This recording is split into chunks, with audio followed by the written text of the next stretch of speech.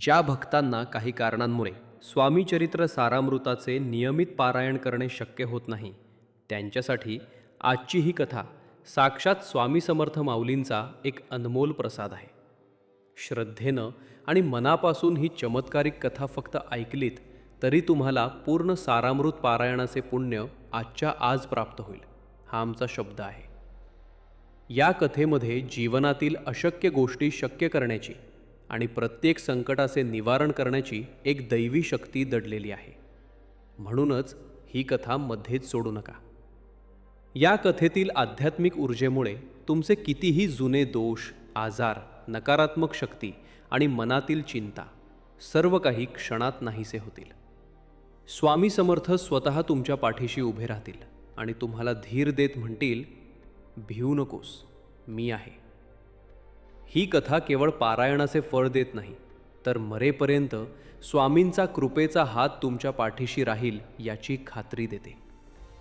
ही अमृतवाणी जास्तीत जास्त स्वामी भक्तांपर्यंत पोहोचवा, कारण भक्तीचा प्रसार केल्यानं पुण्य वाढते आणि स्वामींची कृपा अधिक लवकर प्राप्त होते. कथा पुढे ऐकण्यापूर्वी कमेंट बॉक्समध्ये अशक्य ही शक्य करतील स्वामी असे मनोभावे टाईप करा आणि कथेला एक लाईक करून पूर्ण श्रद्धेनं ऐका, कारण आता तुमच्या आयुष्यात स्वामींच्या आशीर्वादाचा झरा वाहणार आहे.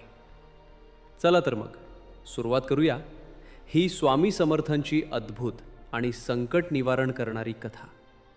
जय जय स्वामी समर्थ. अक्कलकोटचे करुणामय, अनादी सिद्ध ब्रह्मस्वरूप श्री स्वामी समर्थ महाराजांच्या पवित्र चरणी माझा कोटी कोटी प्रणाम. ज्या क्षणी जय जय स्वामी समर्थ हा नाद भक्ताच्या हृदयात गुंजतो, त्या क्षणी त्याच्या सर्व पापांचे क्षालन होते. स्वामींचे स्मरण म्हणजे संसाराच्या रखरखत्या वाळवंटात मिळणारी एक गोड अमृतधारा आहे. असेच ते दयाळू, सर्वज्ञ आणि सर्वव्यापी श्री स्वामी समर्थ. विष्णू कवींनी हे चरित्र लिहिताना मोठ्या नम्रतेनं विचारले, माझ्या लेखणीत ही ताकद कुठून आली? ते जाणतात की सर्व काही स्वामीच घडवून आणतात, आपण फक्त निमित्त आहोत. गणपती, सरस्वती आणि गुरूंना वंदन करून त्यांनी या पावन चरित्राची सुरुवात केली. भक्तांच्या कल्याणासाठी अक्कलकोट निवासी यतिराजांनी स्वतः मानवी रूप धारण केले आहे. स्वामींच्या रूपाचे वर्णन करायला शब्द अपुरे पडतात. मेघासारखा शांत वर्ण, तेजस्वी कपाळ आणि मुखावर विलक्षण शांती. भक्तांच्या प्रेमापोटी त्यांनी पितांबर धारण केला असून त्यांच्या हातातील शंख, चक्र, गदा आणि पद्म आपल्याला अभय देतात. त्यांच्या एका दर्शनानं पापी माणसाचाही उद्धार होतो. त्यांच्या चरणांवरील चिन्हे पाहून वेद देखील थक्क होतात, कारण ज्यांचा उगम कोणालाही सापडला नाही ते परमात्मा आज मानवी रूपात आपल्यासमोर आहेत. विष्णू कवी म्हणतात, मी अज्ञ असलो तरी स्वामी दयाळू आहेत. स्वामींच्या प्रेरणेनेच त्यांना हे अमृत स्वरूप चरित्र लिहिण्याची आज्ञा झाली. जे भक्त हे चरित्र नियमित ऐकतील त्यांचे जीवन मंगलमय होईल. हे केवळ पुस्तक नसून तो एक अमृताचा सागर आहे, ज्यामध्ये भक्तीची मुक्ताफळे दडलेली आहेत. जो कोणी श्रद्धेनं हे ऐकेल त्याच्या आयुष्यातील अंधकार कायमचा नष्ट होईल. आजच्या कलियुगात जेव्हा अधर्म वाढला आहे, अशा कठीण काळात श्री दत्तात्रेयांनी स्वामी समर्थ रूपात अवतार घेतला. त्यांचा जन्म किंवा कुल कोणालाही ठाऊक नाही. ते अनादी सिद्ध आहेत आणि त्यांना पूर्णपणे समजून घेणं मानवी बुद्धीच्या पलीकडे आहे. स्वामींचे अक्कलकोटमध्ये प्रकटीकरण होणं हे भक्तांसाठी मोक्षाचे द्वार उघडण्यासारखेच होते. त्यांच्या दर्शनानं असंख्य लोकांचे नशीब बदलले. कोणाचे दारिद्र्य दूर झाले तर कोणाला संकटातून मार्ग सापडला. ही केवळ मते नसून लाखो भक्तांच्या जीवनातील जिवंत अनुभव आहेत. एका प्रसंगी स्वामी राचप्पा मोदींच्या घरी असताना कोलकात्याचे साहेब आणि एक पारशी दर्शनाला आले. त्यांच्या येण्यापूर्वीच स्वामींनी 3 खुर्चींची व्यवस्था करायला सांगितली होती. जेव्हा ते आले तेव्हा स्वामींनी स्वतः 3ऱ्या खुर्चीवर बसून त्यांना दर्शन दिले. साहेबानं विचारले, महाराज, आपण कुठून आलात? तेव्हा स्वामी हलके हसून म्हणाले, आम्ही प्रथम कर्दळीवनात प्रकट झालो, त्यानंतर कलकत्ता, हरिद्वार, केदारेश्वर आणि पंढरपूर अशा अनेक तीर्थांमधून फिरत शेवटी अक्कलकोटमध्ये स्थिरावलो. स्वामींच्या शब्दातील सत्याचा अनुभव घेऊन ते दोघेही नतमस्तक झाले. महाराजांच्या लीलांचा अर्थ कोणीही लावू शकत नाही. त्यांच्या प्रत्येक कृतीमागे भक्ताला अंतर्बाह्य शुद्ध करण्याचा हेतू असतो. अशा या करुणामय स्वामींच्या लीलांचे श्रवण करणं हाच मोहमायेतून मुक्त होण्याचा मार्ग आहे. भक्तांनो, ही कथा म्हणजे स्वामींच्या चरणात विसावलेली आत्मशांती आहे. जो श्रद्धेनं ही कथा नित्यनेमानं ऐकेल त्याला स्वामींच्या कृपेची प्रचिती येईल. स्वामी म्हणतात, माझे नाव घेणं हेच दान आहे आणि माझ्या कथा ऐकणं हेच सर्व पापांचे प्रायश्चित्त आहे. या कथेमुळं तुमच्या आयुष्यातील दुःख आणि संकटे दूर होतील. ही भक्ती व्यक्त करण्यासाठी कमेंटमध्ये लिहा, अशक्य ही शक्य करतील स्वामी. अक्कलकोटच्या पवित्र भूमीत ज्या क्षणी स्वामींनी चरण टेकवले त्या क्षणी जणू पृथ्वीवर वैकुंठ उतरले. मंगळवेढा सोडून स्वामी जेव्हा मोहोळला आले तेव्हा जगाचे लक्ष त्यांच्याकडे वळले. तिथले भक्त आप्पा टोळ यांच्या घरी स्वामी काही काळ राहिले. पण स्वामी हे सर्वव्यापी आहेत. ते भक्तांची परीक्षा घेत आणि कृपा करत पुढे जात राहिले. एक दिवस त्यांनी मोहोळ सोडले आणि अक्कलकोटच्या दिशेनं प्रस्थान केले. जाताना आप्पा टोळांनी आपल्या सेवकांना ताकीद दिली की जोवर आम्ही येत नाही तोवर स्वामींना इथून जाऊ देऊ नका. ब्रह्मांड नायक श्री स्वामी समर्थांची कृपा ज्याच्यावर झाली त्याचं नशीबच पालटलं. अक्कलकोटच्या या मातीत स्वामींनी कोणाला श्रीमंती दिली तर कोणाला असाध्य रोगातून मुक्त केलं. पण सर्वात महत्त्वाचं म्हणजे त्यांनी प्रत्येकाला जगण्याचं एक वेगळं तत्त्वज्ञान दिलं. एका व्याकुळ ब्राह्मणानं स्वामींना विचारलं, स्वामी, माझं मन पूजेत रमत नाही, ते खूप भरकटतं. त्यावर स्वामींनी अत्यंत मोलाचा सल्ला दिला. ते म्हणाले, मनाच्या मागे धावणं आधी थांबव, त्याला माझ्या चरणांशी बांधून ठेव. ज्याचं मन माझ्या ठाई स्थिर होतं त्यालाच शाश्वत शांती मिळते. या एका वाक्यानं त्या ब्राह्मणाचं आयुष्य बदललं आणि तो नामस्मरणात दंग झाला. स्वामींचे अनन्य भक्त चोळप्पा महाराज एकदा चिंतेत असताना स्वामींनी त्यांना विचारलं, आज मनात एवढी ढगाळ हवा का? चोळप्पा म्हणाले, सगळं असूनही मनात चैन पडत नाहीये. तेव्हा स्वामींनी एक सुंदर गुपित सांगितलं, चोळप्पा, ही बेचैनीच तुला माझ्याजवळ आणते. ज्याला सगळं मिळालं असं वाटतं तो माझ्यापासून दूर जातो. ही भक्तीची ओढ बघून चोळप्पांच्या डोळ्यांत आनंदाश्रू उभे राहिले. एकदा एका भक्तानं मोठ्या अभिमानानं शेवटची भाकरी स्वामींना अर्पण केली. स्वामींनी ती स्वतः न खाता एका कुत्र्याला दिली. जेव्हा त्या भक्ताला याचं वाईट वाटलं तेव्हा स्वामींनी त्याला आरसा दाखवला. अहंकारानं दिलेलं दान मला पोहोचत नाही, पण जे नम्रतेनं दिलं जातं ते मी स्वतः स्वीकारतो.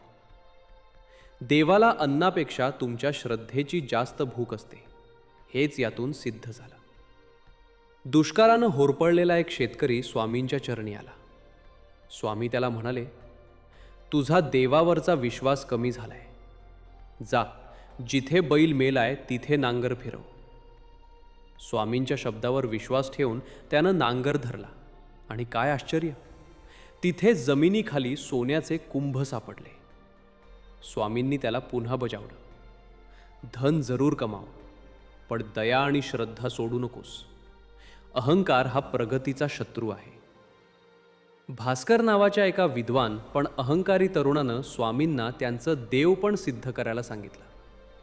स्वामींनी स्मितहास्य करत आपला वरदहस्त पुढे केला. त्या क्षणी स्वामींच्या देहातून तेज प्रकटलं आणि भास्करला प्रत्यक्ष ब्रह्मा, विष्णू आणि महेशाचे एकात्म दर्शन झाले. स्वामींनी त्याला पटवून दिलं की केवळ पुस्तकी ज्ञान म्हणजे अंधार आहे, पण श्रद्धेनं मिळणारा विवेक हाच खरा प्रकाश आहे. एका वृद्ध आईचा मुलगा अनेक वर्षांपासून हरवला होता. स्वामींनी फक्त एकच शब्द दिला, घरी जा, तुला तिथेच उत्तर मिळेल. आणि खरंच ती घरी पोहोचली तेव्हा तिचा मुलगा दारात उभा होता. स्वामींनी त्याला स्वप्नात दृष्टांत देऊन घरी परतण्याचे मार्गदर्शन केले होते. नेहमी धनसंपत्ती मागणाऱ्या एका भक्ताला स्वामींनी ते सगळं दिलं, पण त्यासोबत त्याच्या घरात अशांतता आली. शेवटी तो शांती मागायला आला तेव्हा स्वामींनी त्याला मूळ मंत्र दिला. जर शांती हवी असेल तर आधी धनाचा मोह सोडावा लागेल. अक्कलकोटचा हा दरबार प्रत्येकासाठी उघडा होता, मग तो राजा असो वा भिकारी. स्वामींच्या नजरेत सगळे सारखेच. ते नेहमी म्हणतात, आम्ही कोणाचं अहित करत नाही, पण जो आम्हाला विसरतो त्याला आम्ही आमची आठवण करून द्यायला भाग पाडतो. रात्रीच्या वेळी जेव्हा चोळप्पांनी केवळ स्वामींच्या साथीची मागणी केली तेव्हा स्वामींनी अभय दिलं. जिथे माझं नाव घेतलं जातं तिथे मी सदैव असतोच. ही कथा जे श्रद्धेनं ऐकतील त्यांच्या जीवनातील सर्व दुःख दूर होतील आणि त्यांना सुख समाधान लाभेल. चला तर मग मनोभावे कमेंटमध्ये लिहूया, जय जय श्री स्वामी समर्थ. स्वामी कधीही हार मानत नाहीत. एका सायंकाळी अक्कलकोटमध्ये विठ्ठल मंदिराजवळ स्वामी बसले होते. संधिप्रकाशात त्यांचं रूप अधिकच तेजोमय भासत होतं. एका व्याकुळ भक्तानं जवळ येऊन विचारलं, स्वामी, मी मनापासून सगळं करतो, पण तरीही माझं मन शांत का राहत नाही? स्वामी स्मितहास्य करत म्हणाले, वेड्या, तू शरीराला रोज आंघोळ घालून स्वच्छ करतोस, मग मनाचं काय? मनालाही स्वच्छ ठेवण्यासाठी रोज थोडं ध्यान करत जा. लक्षात ठेव, जिथे मन निर्मळ असतं तिथेच आमचा वास असतो. भक्तांनो, कथेचा हा टप्पा अत्यंत भावूक आहे. स्वामींचं हे शब्द ऐकून भक्तांच्या डोळ्यातून आनंदाश्रू वाहू लागले. प्रत्येकाच्या मनात एकच जाणीव जागी झाली, स्वामी समर्थ म्हणजे केवळ एक योगी नाहीत, तर ते दया, प्रेम आणि करुणेचा अथांग सागर आहेत. त्या रात्री अक्कलकोटमध्ये गार वारा वाहत होता. मंदिरातल्या घंटांचा नाद वातावरणात निनादत होता आणि स्वामी माऊली डोळे मिटून समाधी अवस्थेत लीन होत्या. जणू सगळं जग तिथेच थांबलं होतं. त्याच शांततेत स्वामींचा एक आशीर्वाद उमटला. ज्यांनी ही कथा अंतःकरणपूर्वक शेवटपर्यंत ऐकली त्यांचं मन पावन होईल. त्यांच्यावर स्वामींची अखंड कृपा वर्षेल आणि जे श्रद्धेनं जय जय स्वामी समर्थ लिहितील त्यांचे कर्मपाश तुटून जातील. त्यांच्या आयुष्यातील अशक्य गोष्टीही स्वामी शक्य करून दाखवतील. भक्तांनो, ही कथा स्वामी चरित्र सारामृताच्या 10 ते 13व्या अध्यायांवर आधारित आहे. जर तुम्ही इथपर्यंत ऐकत आला आहात तर खात्री बाळगा की स्वामींची माऊली सावली तुमच्यावर पडली आहे. आता थोडा वेळ शांत बसा, डोळे मिटा आणि आपल्या अंतःकरणात स्वामी समर्थांचे चरण आठवा. या भागातले शब्द तुमच्या मनात घर करतील तसतसं तुमच्या घरातील दारिद्र्य, दुःख आणि संकट दूर होतील. पण ही कथा मध्येच सोडू नका, कारण पूर्ण श्रद्धेशिवाय पारायणाचं पूर्ण फळ मिळत नाही. एका प्रसन्न सकाळी एका शिष्यानं स्वामींना विचारलं, स्वामी, खऱ्या भक्तीचा मार्ग कोणता? आम्ही तुमची उपासना कशी करावी? स्वामी अतिशय सोप्या भाषेत म्हणाले, बाळा, भक्ती म्हणजे बाह्य देखावा नाही, ती तुझ्या अंतरात असली पाहिजे. माझं सतत स्मरण आणि शुद्ध मन म्हणजेच खरी उपासना.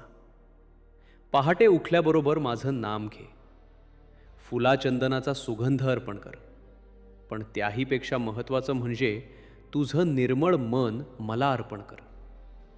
जेव्हा मन शुद्ध होतं तेव्हा प्रत्येक श्वास स्वामी नाम बनतो.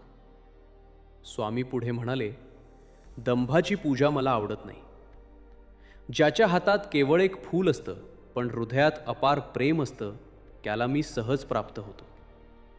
गुरुवारचा उपवास करा, सद्मार्गावर चाला, अहंकार सोडा. मी सदैव तुमच्या पाठीशी उभा आहे. भक्तांनो, मंगळवेढ्यात बसप्पा नावाचा एक गरीब तेली राहत होता. गरिबीनं कंबर मोडली होती, पण स्वामींवरील त्याची निष्ठा अढळ होती. एकदा अरण्यात त्याला स्वामी समर्थांचं दर्शन झाले. स्वामी काट्यांच्या शय्येवर निजले होते. ते पाहून बसप्पाच्या डोळ्यात पाणी आलं. तो चरणी लोळण घेत म्हणाला, महाराज, तुम्ही काट्यांवर का झोपलात? स्वामींच्या त्या करुण दृष्टीतून कृपेचा वर्षाव झाला. स्वामी म्हणाले, जा, तुझं दैव जागं झालं आहे. त्या दिवसापासून बसप्पाचं आयुष्य बदललं. लोक त्याला वेडा म्हणू लागले, पण तो स्वामींच्या सेवेत मग्न राहिला. एका रात्री जंगलात स्वामींनी चमत्कार दाखवला. भूमीतून सोन्याप्रमाणे चकाकणारे सर्प प्रकट झाले. बसप्पा घाबरला, पण स्वामींनी त्याला धीर दिला. स्वामींच्या आज्ञेनं त्यानं एक सर्प उचलला आणि त्याचं रूपांतर सोन्यात झाले. स्वामींनी त्याला सांगितलं, आता घरी जा, तुझ्या संसाराची काळजी मला आहे. भक्ती जेव्हा शिखरावर पोहोचते तेव्हा संसाराचा मोह संपतो. हरिभाऊ नावाच्या एका भक्ताच्या मनातही अशीच ओढ लागली होती. ते स्वामींना म्हणाले, स्वामी, आता मोक्ष हवा. स्वामींनी समजावलं, हरिभाऊ, संसारात राहून जे माझं नाव घेतात त्यांनाही मी मुक्त करतो. पण हरिभाऊंचं मन आता केवळ स्वामीचरणी होतं. काही दिवसातच त्यांनी देह सोडला. तेव्हा त्यांच्या ओठावर शेवटचे शब्द होते, जय जय स्वामी समर्थ. त्यांचा हा प्रवास मृत्यून होता, तर स्वामींच्या विराट रूपात झालेला विलय होता. स्वामी नेहमी म्हणतात, भिऊ नकोस, मी तुझ्या पाठीशी आहे. हे केवळ शब्द नाहीत, तर ते एक अभयवचन आहे. संसारात राहताना कमळाच्या पानासारखं राहा, पाण्यात असूनही कोरडं. जेव्हा तुम्ही स्वामींना तुमची आई मानता, तेव्हा साक्षात ब्रह्मांड नायक तुमच्या रक्षणासाठी धावून येतात. ही कथा पूर्ण ऐकणाऱ्यांच्या आयुष्यात आता सुखाचे दिवस येतील. वास्तुदोष आणि नकारात्मकता नष्ट होईल. जेव्हा समर्थांनी आपल्या दिव्य पादुका दादाबुवांच्या मस्तकावर ठेवल्या, तेव्हा त्यांच्या जीवनात एक अभूतपूर्व चमत्कार घडला. त्या पवित्र स्पर्शानं दादांच्या अंतरी ज्ञानाचा प्रकाश उजळला आणि अज्ञानाचा अंधार पूर्णपणे नष्ट झाला. दादांचे हृदय भक्तीनं ओसंडून वाहू लागले. ते देहभान विसरून भजनात मग्न झाले. त्यांच्या व्यक्तित्वात साक्षात समर्थांचे तेज दिसू लागले. हे दृश्य पाहून काकूबाई घाबरल्या आणि विचारू लागल्या, स्वामी, हे आपण काय करत आहात? त्यांच्या डोक्यावर पादुका का ठेवल्या? त्यावर स्वामींनी शांतपणे उत्तर दिले, आम्हाला जे योग्य वाटते तेच आम्ही करतो. तू व्यर्थ वाद घालू नकोस. काकूबाईंनी रागाच्या भरात काही कटू शब्द उच्चारले, ज्यामुळे समर्थांना क्रोध आला आणि त्यांना बाजूला सारले. पण लवकरच काकूबाईंना स्वतःच्या चुकीचा पश्चात्ताप झाला आणि त्या समर्थांच्या चरणी लोळून क्षमा मागू लागल्या. स्वामींनी दादांना आज्ञा केली, जा, तुझ्या मातेकडून भिक्षा मागून आण. जेव्हा दादा भिक्षा मागण्यासाठी गेले, तेव्हा काकूबाईंना लोकलाजेची धास्ती वाटली. परंतु दादा नम्रपणे म्हणाले, आई, या संसारातील सुखे तात्पुरती आहेत. आता माझे संपूर्ण जीवन स्वामींच्या चरणी अर्पण झाले आहे. त्या दिवसापासून दादा विरक्त झाले आणि पुढे मुंबईला जाऊन स्वामी सुतांच्या गादीवरून भक्तांच्या उद्धाराचे कार्य करू लागले. एका सेवकानं विचारले, स्वामी, मानवी जीवनात सर्वात मोठे साधन कोणते? स्वामींनी मार्गदर्शन केले की आमचे चरित्र एकाग्र चित्तानं ऐकणं हेच खरे ज्ञान आहे. या मनुष्य देहात असताना सत्य ओळखा. प्रपंच आणि परमार्थ या दोन्हींचा समतोल साधा, कारण यातच जन्माचे सार्थक आहे. त्याच काळात आळंदीत राहणारे महान योगी नृसिंह सरस्वती हठयोग शिकण्यासाठी मार्गदर्शकाच्या शोधात होते. अनेक ठिकाणी फिरूनही समाधान न मिळाल्यानं ते शेवटी अक्कलकोटला आले. समर्थांनी त्यांच्या येण्याची चाहूल आधीच घेतली होती. दर्शनाच्या पहिल्याच क्षणी स्वामींनी एक श्लोक म्हटला आणि नृसिंह सरस्वती थेट समाधी अवस्थेत गेले. शुद्धीवर आल्यावर त्यांनी स्वामींचं चरण धरले. तेव्हा समर्थ म्हणाले, तू थोर साधक आहेस, पण आता वारयोषितेचा विषय वासना किंवा मोह त्याग कर. या मोहामुळेच तुझे श्रेष्ठत्व अडखळत आहे. हे ऐकताच ते अंतर्मुख झाले आणि पूर्ण समाधानानं आळंदीला परतले.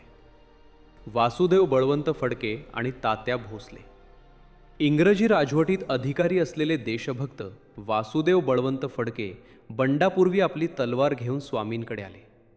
त्यांनी ती तलवार समर्थांच्या हातात देण्याची इच्छा व्यक्त केली, पण स्वामींनी ती नाकारली. त्यांच्या आगामी संघर्षाची भीषणता स्वामी जाणून होते.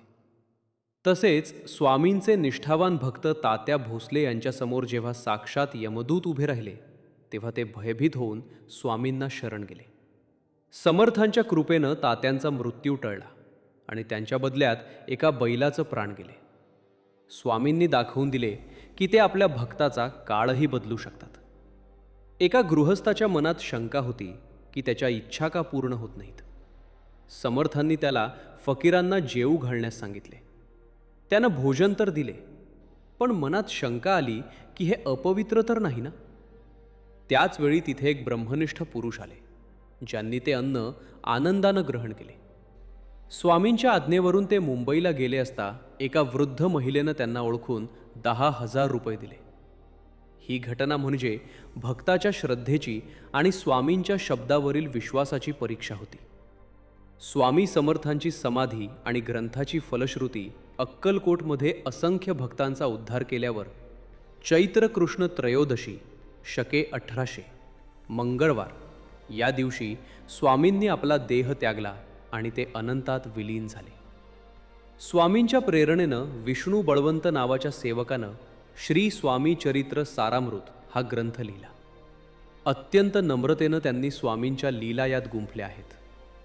जो कोणी या चरित्राचं श्रद्धापूर्वक वाचन किंवा श्रवण करेल, त्याला उत्तम आरोग्य, ऐश्वर्य आणि सुख समाधान प्राप्त होऊन मोक्षाची प्राप्ती होईल.